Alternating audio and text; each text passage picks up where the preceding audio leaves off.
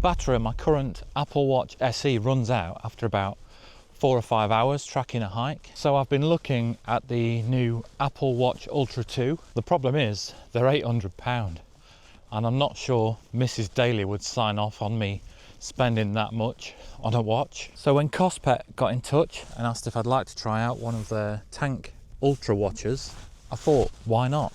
There's 30 quid off it until the 5th of January, taking it down to £119.99, so a full 85% less than the Apple Watch Ultra 2. But will it serve as a worthy stand-in for an Apple Watch Ultra 2? Let's find out.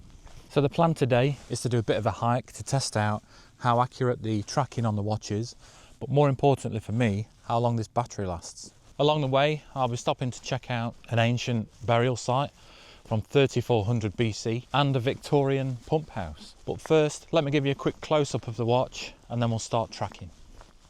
So this is the watch. It's a really rugged design with military grade protection. It's waterproof, dustproof, and the face is a really tough Gorilla Glass. So let's go into here, click workout.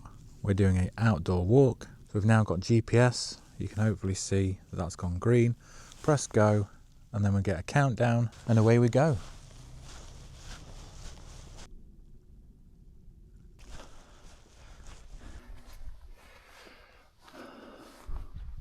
Oh, that was hard work.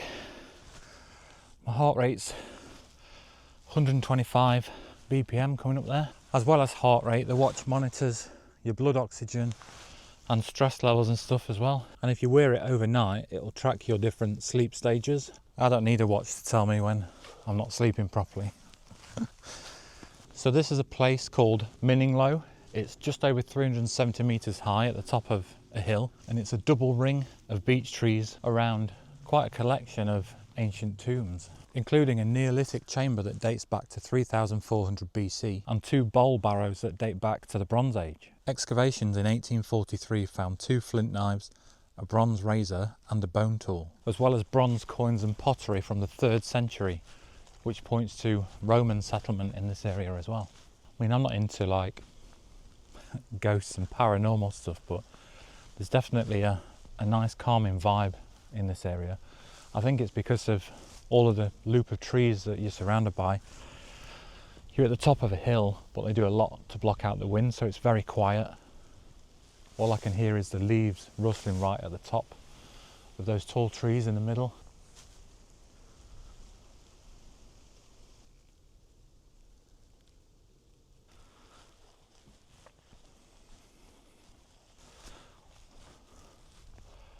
What's really annoying is it looks like people have had fires around here. I mean, how thick can you get?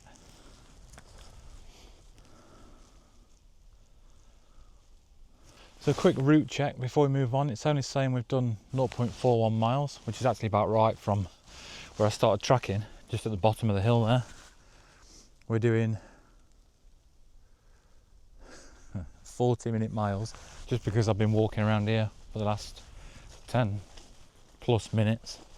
So it just adds it on as part of the average. 121 calories burnt and 1001 steps.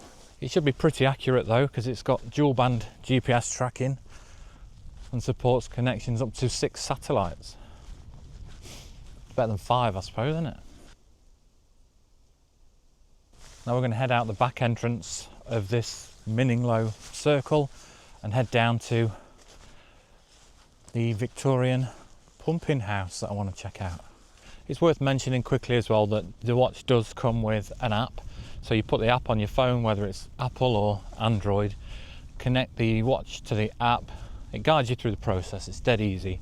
But then that means all of your activities and things that you track are all saved into the app, so it's easy to go into the maps that you've hiked and zoom in and all that sort of stuff on a much bigger screen than what you get obviously on your watch face. One of the niggles I had with the watch out of the box as well was the design of the face that comes on as default.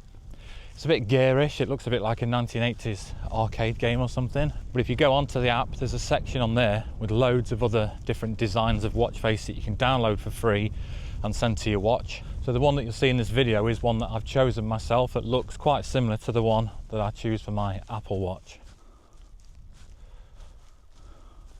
On a clear day you get some really nice views from up the top of there. It's one of the highest hills in the area. That's why they will have chosen it for their burial ground all those years ago. It is on private land, but there's a concession path that's clearly marked and clearly visible to get up there, but you can still walk all the way around the outside of that ring of trees, so you can get full 360 views from 372 meters or whatever it is high. That's not a sign you want to see, is it? There won't be a bull in there, will there, with sheep in there? Could make for a good video if there is one in here. Yeah. It's just to scare YouTubers off, that is. I think I'm bothered about a bull when I'm used to dealing with internet trolls. Bring it. It probably would have been an idea to check the route across the field and the route out the other side before I came down into it. Must be over there now, that little bridge thing. The path that I started on and the path that I'm heading back up to now is the High Peak Trail.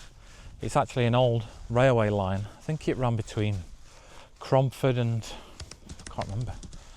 I'll put it on screen if I remember. It's obviously not in use now, but it does serve as a really nice flat, smooth path. You get a lot of cyclists on there, but it's also really accessible if you wanted to have a walk around and you're not up to walking through fields and stuff, or you've got a pushchair or you're in a wheelchair. If you're into railway shizzle, there is still quite a few bits of evidence that it used to be a railway line. There's an abandoned carriage on there and bits of track and stuff. So you might find it quite interesting. So this takes us back on to the High Peak Trail. There's a map at each side showing you the route that you're allowed to take. So that's where we came in. You go up the hill there and then we just come back down there, so we're there now. So you can see, look, it's a nice flat straight path for most of it.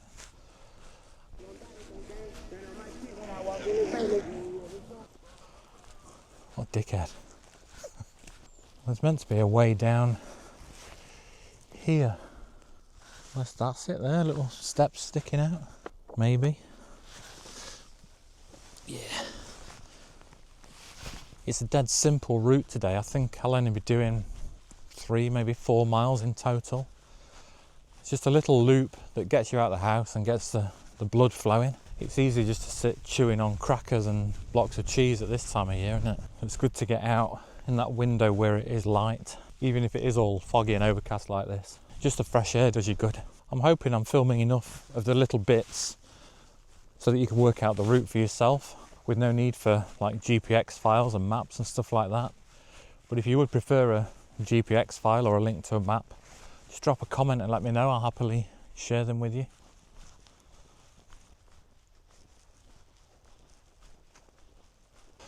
Up some more steps of doom.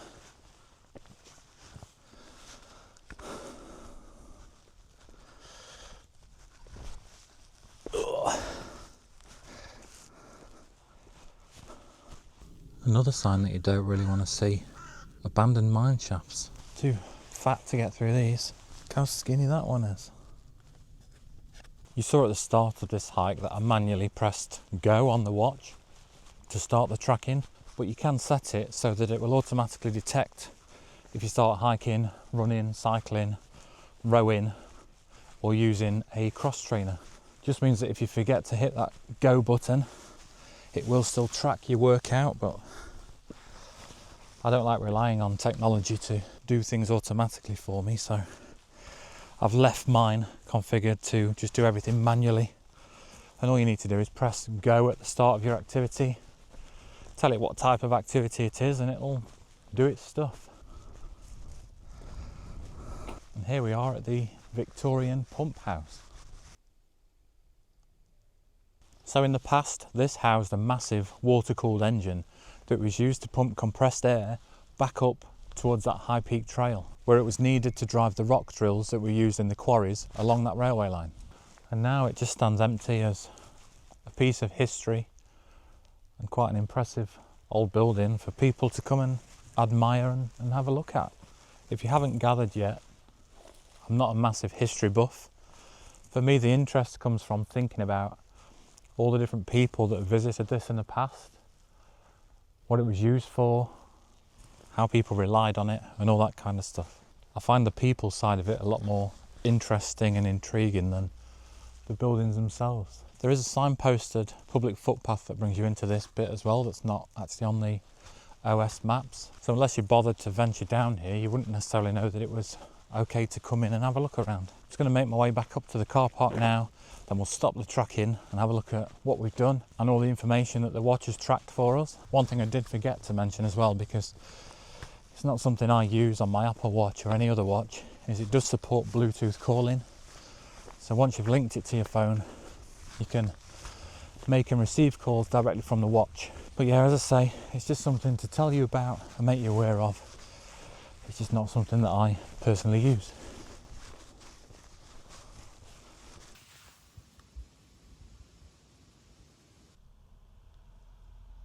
So obviously if you're tracking activities, your battery is going to wear down a lot quicker. I charged this up fully on Wednesday morning. We're now on 12 o'clock midday on Friday. I've been tracking this morning for 2.5 hours. I've done 2 activities, one to go from the car park here to where I started at the bottom of Minninglow Hill, and then another one, a longer one, from there back to the car park. And the battery is still on 83%, which is just mind-boggling really. But that's the main thing I was looking for out of the watch, decent battery life. So does that mean that this is a worthy replacement for me for a Apple Watch Ultra? I think it does, but with a bit of a compromise. So I'm going to use this for my camps and to track any hikes or day hikes that I go on where I need that longer battery life. But I will be keeping my current Apple Watch for day-to-day use. And the reason for that is really just because I rely on it for my reminders and interactive notifications. You do get notifications on this, but you can't reply to things or respond to things from the watch. You can just see a message coming in or a reminder, and then you have to go onto your phone to address it or respond to it. So what do you think? Drop your thoughts down in the comments, and I'll see you next time.